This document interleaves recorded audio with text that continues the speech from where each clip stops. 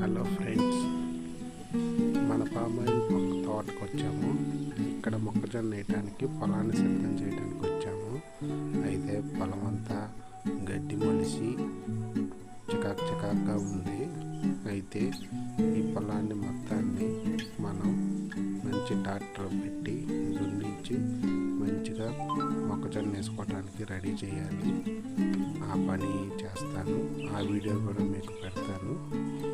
ఇప్పుడు మొక్కజొన్నకి మనం ఈ గడ్డి మొత్తం తీసేయాలన్నమాట.